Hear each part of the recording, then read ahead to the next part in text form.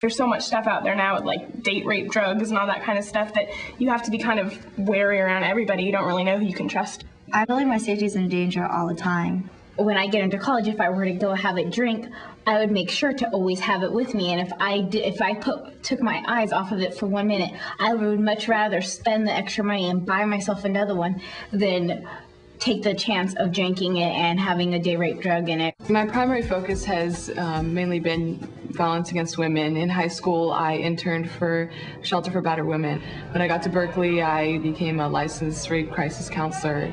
On college campuses, rape is pretty prevalent. Last year, I believe, there was a woman who was raped in the dorms, and people were questioning, well, you know, she's promiscuous. Oh, well, look how she dressed. So, no, it wasn't rape. No, she wanted it, now she's getting back at him. And that kind of stuff I really can't stand for. I can't handle it. And that's why we exist on campus.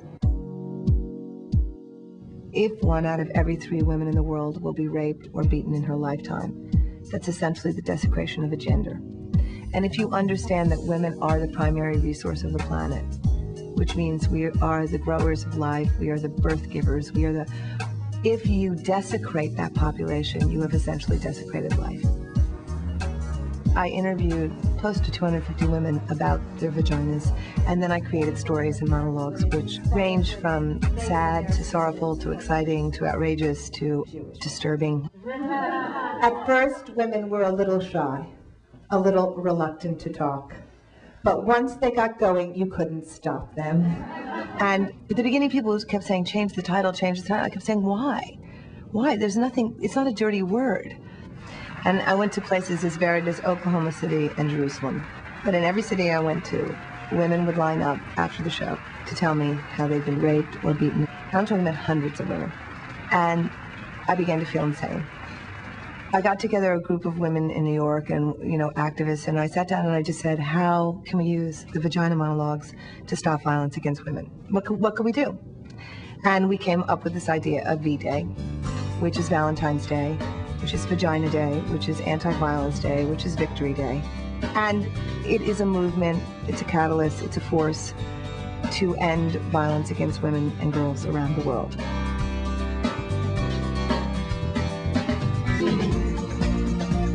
I want to work for women.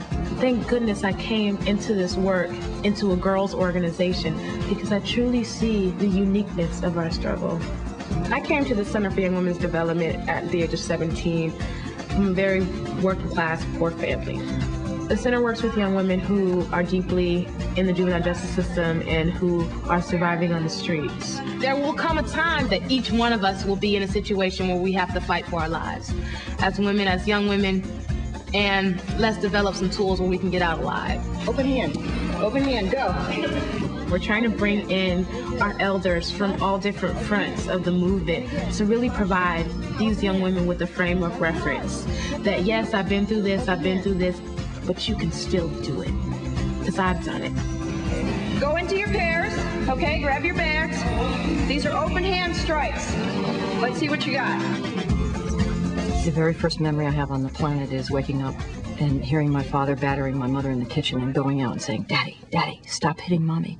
I didn't know at the time that that would define my entire life, that I would wind up becoming a feminist, that I would work so hard to keep women safe, that I would open a self-defense school. Go ahead and hit me. Go ahead and do it again. Go ahead and do it again. Okay. Self-defense is a process to take your body and to take your spirit and to align it so that you regain the empowerment that was your birthright. You see them do a knee strike in their body for the first time. You see their eyes light up like, my body has power and I could defend myself. I could take care of myself. That's got to be the ultimate gift to every woman and girl. You can take care of yourself. And that's one thing I learned from the first class that I took with Helen was like, wow, I don't ever have to be disrespected again. I don't ever have to be violated again.